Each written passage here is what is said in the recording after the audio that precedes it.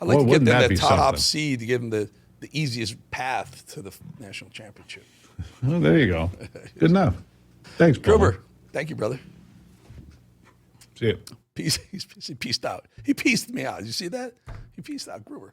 All right, 4 p.m. Let's take a look at what markets are doing. Dow. Wow. Dow.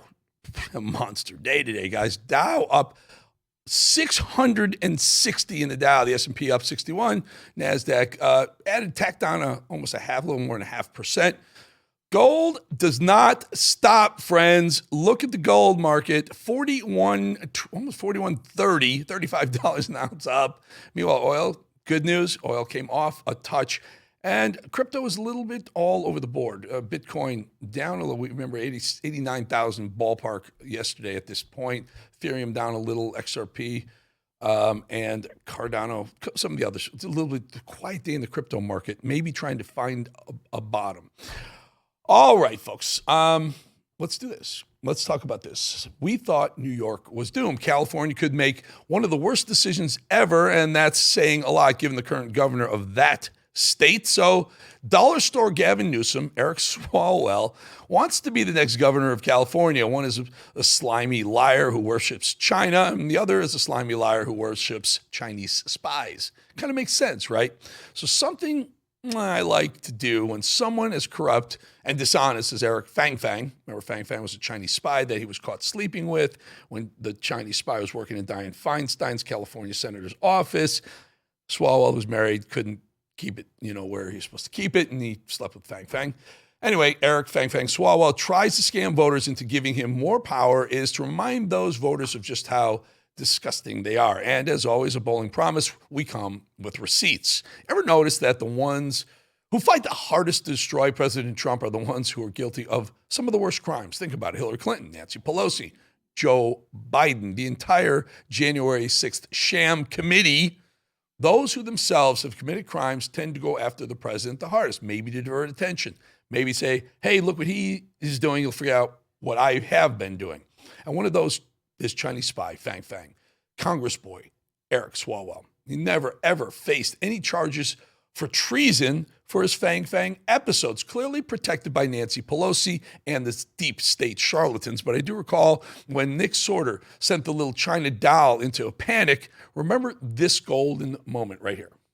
So, Congressman, you referred to Elon Musk as a fascist at some point and alluded to him being a national security threat. Do you see that more of a national security threat, you sleeping with a Chinese spy, than transparency in the federal government? What are your thoughts on that? What are your thoughts on that? What's Fang Fang think of that? What are you doing? This is ridiculous. This is Golden State Warriors, though. Go down. I mean, what's fascistic about exposing government corruption? Well, that was pretty uncomfortable for Swalwell, to say the least. You could almost see the panic not too far behind the surface when he was asked about calling Elon Musk a fascist when he's one of the people who slept with the Chinese spy, Fang Fang. Amazing stuff right there. Although now he's being investigated for alleged mortgage and tax fraud related to his $1.2 million home in D.C. Again, these Congress people never had any other jobs. They come to D.C. and they're buying $1 million homes like it's water. Clearly, this sent Swalwell into a tizzy. My question is, will you, Director, recuse yourself, yes or no, from investigating or making decisions about the 60 individuals, including myself, that you identified as government gangsters? Yes or no? Time of the gentleman has expired. The witness may respond if he would like. And the answer was no, as I heard. Correct. Okay. Well, nice try, Congressman Fang Fang. Beg some more. You see, this is why these weasels coming after President Trump and MAGA so hard, well, they need to distract America from their own lies, indiscretions, illegal activities. So they deflect. Listen to Swalwell, who is not only still in Congress, but he also sits on some of the most important congressional committees and now wants to run the state of California. I guess espionage matters unless you're Eric Swalwell. And yet, listen to him tell outright lies about President Trump in 2019. You're a member of the judiciary. Do you believe the president right now has been an agent of the Russians? Yes, I think there's more evidence than he is. Yes, and I think all the arrows point in that direction. And I haven't seen a single piece of evidence that he's not. An agent like in the 1940s where we had people who were Reds, to use an old term, like that. In other words, working for a foreign power. He's working on behalf of the Russians, yeah. Okay. Kind of interesting, right? See, lies to distract America from his very own dark truths. And now this guy wants to be California governor. And not just that, he clearly wants to follow in his potential predecessor's footsteps of stealing elections. Looks like Swalwell has found a new way to cheat. And all you really need to do is have a SIM card and use it the right way. I want us to be able to vote by phone. I think every Californian vote by phone. Yeah, if we can do our taxes, do our make our healthcare appointments, make essentially do your banking online, you should be able to vote by phone. Make it safe, make it secure, but it's actually already happening all over the United States. I want us to be a blue state that doesn't do just a little bit better than like Georgia or Alabama when it comes to like voting access. I want us to max out democracy. Max out democracy.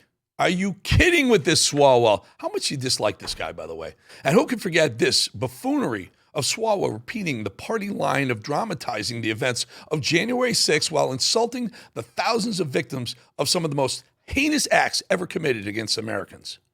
What are the three most important dates in American history? December 7, 1941, September 11, and January 6. The last two, I didn't even have to give you the years because they are seared into our memories. And because we saw them with our own eyes. And there's 3 days in American history that are the most important. December 6, 1941, when Pearl Harbor was bombed, September 11, and January 6. I don't have to tell you the years of the last two because they're seared in our memory, but we also saw them with our own eyes. Thousands of Americans died. Thousands of Americans died in Pearl Harbor. Thousands of Americans died at Pearl Harbor in 9/11. January 6th, only one, and then she was killed, and she was one of the protesters. And I'm saying that word the right way, you jerk. I mean, this guy has called Nancy Pelosi his greatest mentor. I will say the best mentor I had was Nancy Pelosi, not necessarily on messaging, but just on like wielding power. She knew how to flex. Mm-hmm. That woman knew how to flex. She's one of the greatest leaders I think we'll have had in our country in 100 years. Well, here's Swalwell taking time out of his very, very busy schedule of cringy TikTok videos and Chinese spies to make this important statement. So what can you do at home? It's No King's Day this Saturday. 2,000 rallies across America. Americans need to show up, because if we don't show up, democracy dies. And yet somehow this guy knows something about democracy. All he does is toe the party line of inciting violence against the president and MAGA and anyone who identifies as a Republican. Donald Trump is America's Hitler. Remember when they said no Democrat has ever called the president Hitler? They said that. No Democrat, right? Right? Not a single one. Right, Democrats? You know, there's this kind of poetic irony of Swalwell taking the place of fellow Democrat slimeball Gavin Newsom, who's clearly gearing up for a presidential run in 2028. Can you imagine two more corrupt or less self-aware corrupt leftist China lovers vying for higher office as if they're not some of the worst perpetrators of their own party? I already sent several warnings to the city of New York, warned them about the dangers of electing someone who aligns himself with jihadists and who adores the elements of socialism that have killed economies and whole populations throughout history. But there's no lower than a treasonous liar with no soul, with no love for his country, running one of our most important states and economies. From incessant homelessness and drug-ravaged streets, to driving up his state's recession, hypocrisy on COVID measures and lockdowns, total lack of preparedness for disastrous wildfires, and then lying about it through his veneers. By the way, there's not enough time to go over just how disastrous Gavin Newsom has already been for the state of California. But I can assure you Californians of this. This is true. A Governor Eric Swalwell will only further drive your state into the ground, into the dirt, and you'll get exactly what you voted for. More misery, more pain, like New York is about to experience. More warnings to come, my friends. More warnings to come. Keep watching this show.